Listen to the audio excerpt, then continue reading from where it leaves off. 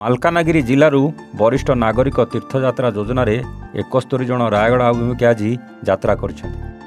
ଜିଲ୍ଲାପାଳ ଆଶିଷ ଈଶ୍ୱର ପାଟିଲଙ୍କ ନିର୍ଦ୍ଦେଶ କ୍ରମେ ଅତିରିକ୍ତ ଜିଲ୍ଲାପାଳ ରାଜସ୍ୱ ବେଦକର ପ୍ରଧାନ ସ୍ଥାନୀୟ ସ୍ପୋର୍ଟସ କମ୍ପ୍ଲେକ୍ସରୁ ପତାକା ଦେଖାଇ ଏହି ଯାତ୍ରାର ଶୁଭାରମ୍ଭ କରିଥିଲେ।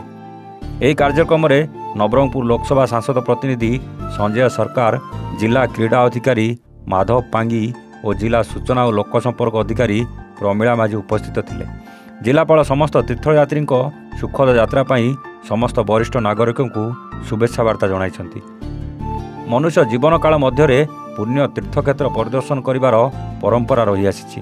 ବରିଷ୍ଠ ନାଗରିକ ତୀର୍ଥ ଯୋଜନା ମାଧ୍ୟମରେ ଜିଲ୍ଲାର 71 ଜଣ ବରିଷ୍ଠ ନାଗରିକଙ୍କୁ କଲିକତା ଓ ଆସାମ ରାଜ୍ୟର ଗୁଆହାଟୀ ନିକଟବର୍ତ୍ତୀ କାମାକ୍ଷା ଶକ୍ତିପୀଠ ପରିଦର୍ଶନ ସ୍ୱପ୍ନ ପୂରଣ ହୋଇପାରିଛି ବୋଲି ଅତିରିକ୍ତ ଜିଲ୍ଲାପାଳ ପ୍ରକାଶ କରିଛନ୍ତି। ଜିଲ୍ଲା ପ୍ରଶାସନ ପକ୍ଷରୁ ସମସ୍ତ ବରିଷ୍ଠ ନାଗରିକଙ୍କ ସ୍ୱାସ୍ଥ୍ୟ ପରୀକ୍ଷା କରାଯାଇଛି। ସେମାନଙ୍କ ନିମନ୍ତେ ସମସ୍ତ ପ୍ରକାର ଆନୁଷଙ୍ଗିକ ବ୍ୟବସ୍ଥା ମଧ୍ୟ କରାଯାଇଛି ବୋଲି ସୂଚନା ଦେଇଛନ୍ତି।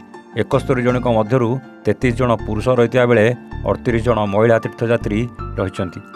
ଆଜି ସମସ୍ତ ଯାତ୍ରୀ ରାୟଗଡ଼ା ପହଞ୍ଚିବା ପରେ ସେଠାରେ ବିଶ୍ରାମ କରିବେ ଆଉ ଆସନ୍ତାକାଲି ରାୟଗଡ଼ା ରେଳ ଷ୍ଟେସନରୁ ତୀର୍ଥକ୍ଷେତ୍ର ଅଭିମୁଖେ ବାହାରିବେ।